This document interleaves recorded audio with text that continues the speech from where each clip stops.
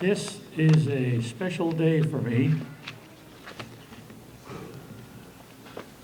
I get to welcome, can you hear that? Can you hear that squeal? No. Must be my head. My hearing aid. My hearing aids were interfering with the mic. I was getting a squeal. I fixed it. I turned them off. It's tough to get old. First I lost my hair,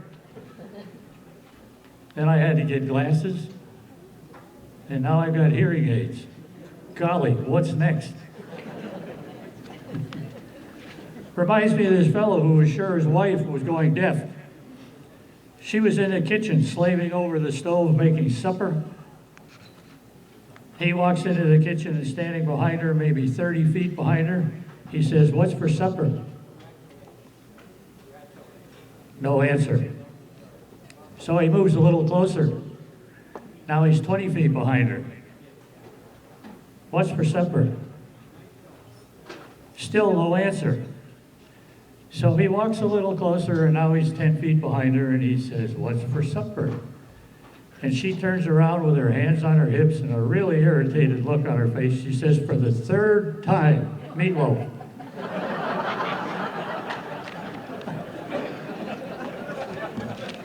So I'll start over again.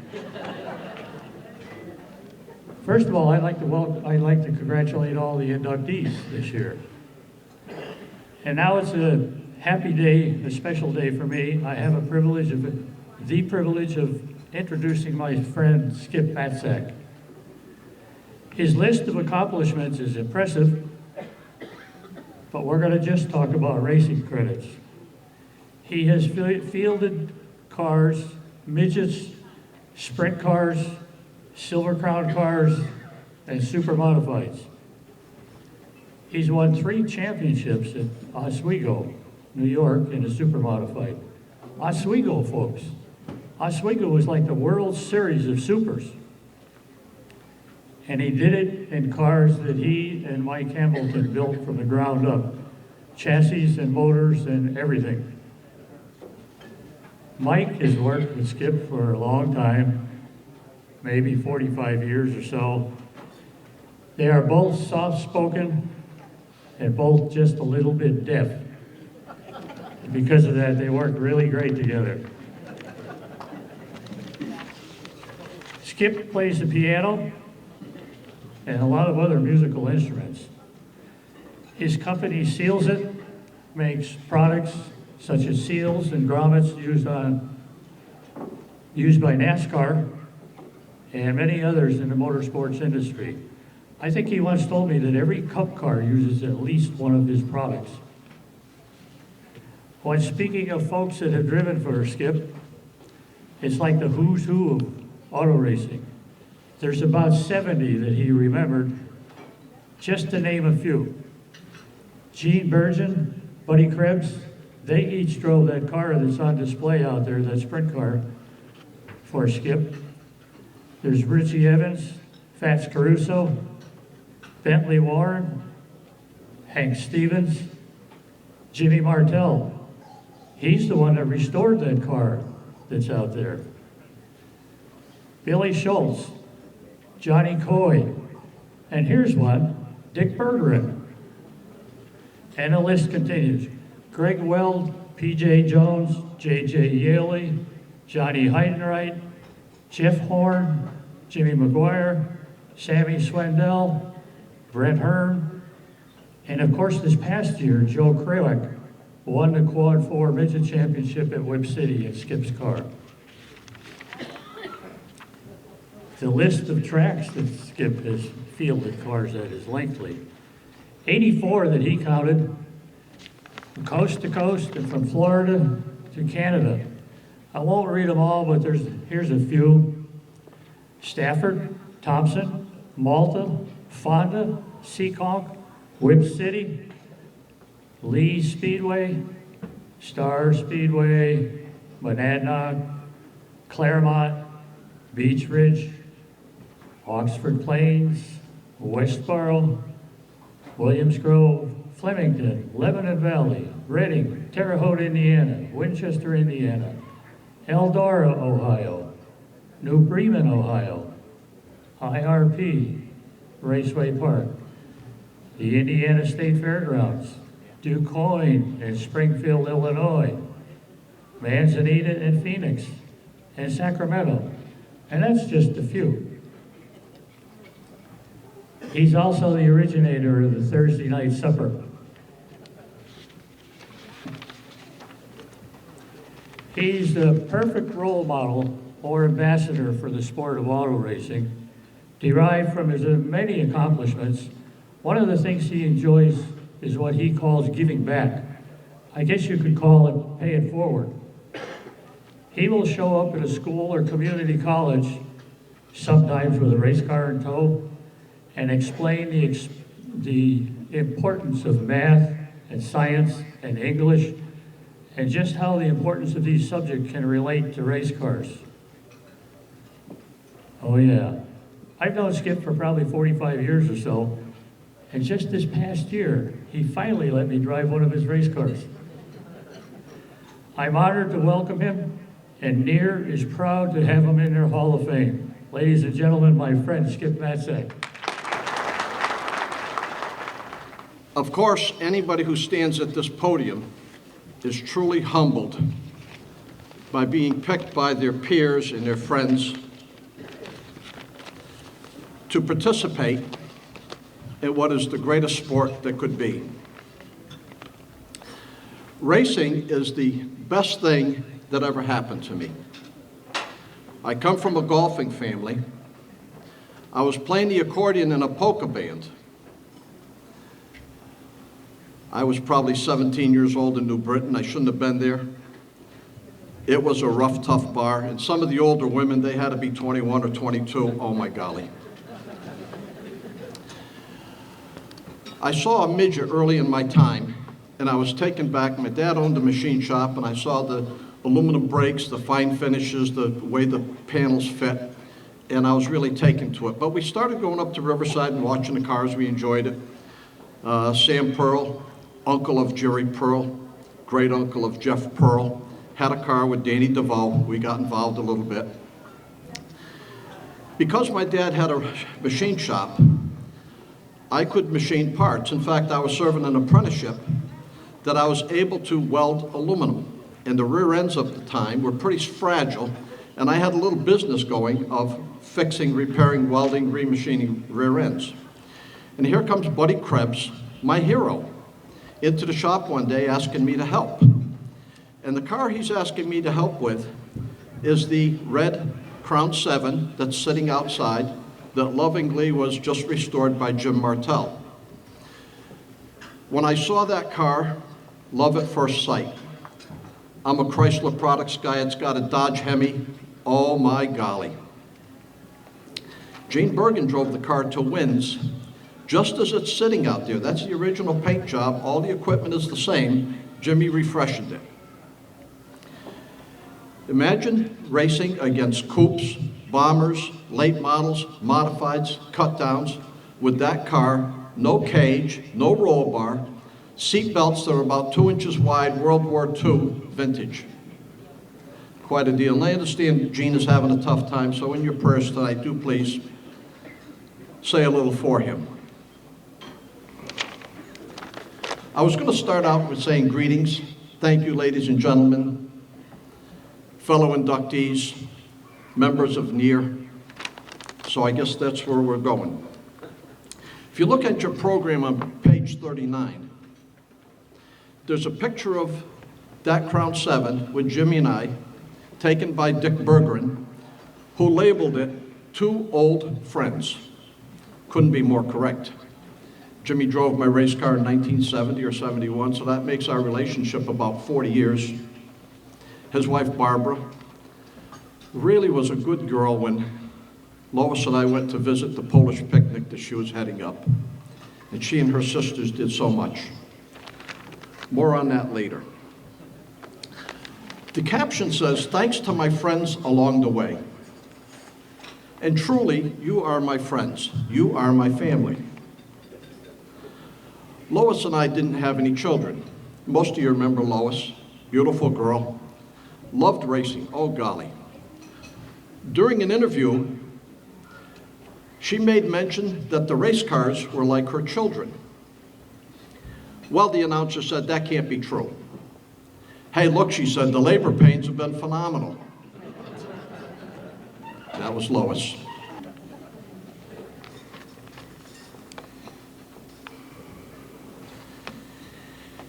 My racing career can be summed up in 4 words, and probably it's true for all of you. The 4 words are wonder, blunder, thunder, and plunder. You think about it when you first started. When we started, the wonder part, we didn't know how much air to put in the trailer tires, never mind the race car. Blunder. Well, you work hard enough at it, and you bang your finger enough times, and you make enough mistakes, that finally you start to go a little bit forward. And let me tell you about blunder. Early on, when you put your race car on the trailer, you generally had to pull the right front wheel off because the trailers weren't wide getting past the wheels. Right, Buddha? So I'm going to build a trailer. Got a pair of ramps from a gas station, drive-on deal, got some tubing. My first big project, called the state of Connecticut, how wide can I make this trailer? They said 8.5 foot. Well, darn, I'm gonna make myself a trailer that I don't have to change anything. We got Buick rims and reversed them, and we went as wide as we could go. And it was a beauty. My 8.5 foot wide trailer. Except the garage door was 8 foot. We tipped it on an angle, took the wheels off, and by a fraction of a fraction, got it out the door. But that was the blunder. So we kept working at it. And finally we got to thunder. We got the package together. We had run a few races, we had a few drivers. Boy, we started to go. The thunder part was terrific. You know, because you can just imagine, you're going down the road and you think you've got a package and you're waiting for that driver to show up. I'll never forget first time Bentley Warren drove for me. Supposed to drive at Oswego for a USAC show, but USAC wouldn't let him run, so he continued to bother me. And so finally I asked him, you ever run a sprinter on dirt? Naturally he lied and said, yeah. So he said, I'll meet you on such and such an airport. I'm going to fly in. He's up in New York, and we're coming down from Connecticut. You could tell him with the matching luggage. A brown paper bag with the helmet on one side, and another brown paper bag with his uniform in the other. And off we went. Speaking of Bentley, we traveled a lot, went down the road, and Val was talking about the gas and all that. We'd drive through the night, try to find a motel. In the morning, we'd walk in like we owned the place until we found somebody leaving. We'd sneak in the room, put a do not disturb sign on the door, and heck, we're good for 3-4 hours of sleep and a shower. I mean, what could be better? And no cost. This was learning how to put 10 pounds in a 5-pound bag. You know, racing, to go a little bit further, racing has really been my formal education. It taught me time management, people management, how to negotiate a deal with a promoter or somebody or a sponsor. But all the lessons learned in racing, I've been able to apply to my business. And doggone, it's not bad. Now, in any group, there's always a standout guy. Thanks to my friends along the way. Well, my best friend is Mike Hamilton.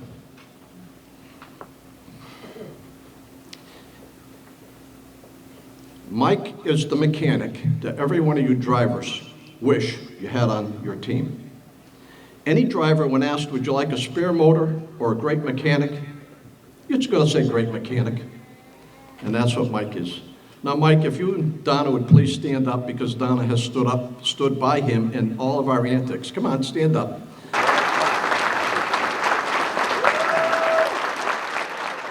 We'd be in the victory circle, and Mike would be checking the tires, and I wouldn't be available, and the announcer had to talk to somebody, so he'd walk up to Mike, and he'd hand the microphone. Mike, how did the race go tonight? His script speech was, "Thank you very much," and he would walk away.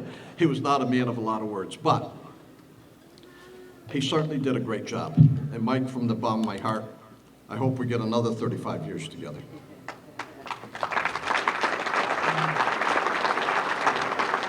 Blunder, blunder, thunder, and now we come to plunder. That's what I'm doing here today. I'm collecting my reward.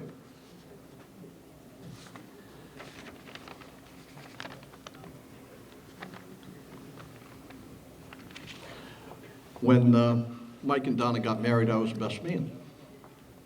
It was a wonderful wedding. We had a great time. It's starting to rain. The party's over.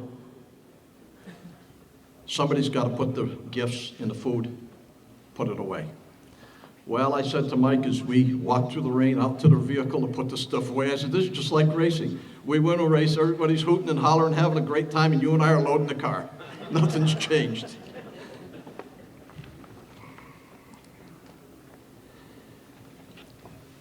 I think I said there were two people that were primarily responsible. One is Mike, and the second is not with us, my late wife, Lois.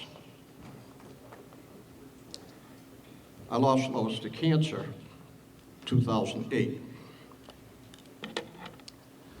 But you remember the story about the kids, and you don't know what it is like to be kids, and the labor pains have been fantastic. Well, Lois truly believed that you are our family. And I want to thank you at this time for never letting her down. There was never a day during her illness that she didn't get a card, a letter, a phone call, something to help her carry on. In fact, as Dennis pointed out, we have product on 100% of all Cup truck and Bush cars. And it was not unusual for me to come home and she'd say, Carl called. Carl? Edwards. He knew she was a fanatic about the Red Sox, and he was with Gillette Everham. Didn't he send every piece of memorabilia he could find to Lois? Or she'd say, Tony called. He told me to get better so he can take me out and really show me a good time. I can imagine what that meant. Ryan Newman is half Polish. As you know, everybody knows we're Polish. My cars always say Polish cannon on the side. And he'd call up and they'd talk about decorating. But none of you ever let her down. And for that, I thank you from the bottom of my heart about how you took care of Lois.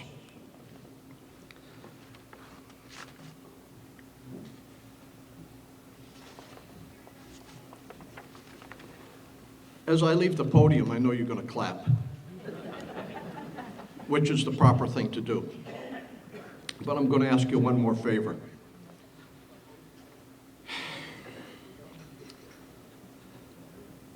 Please clap loud enough so Lois can hear you. Thank you.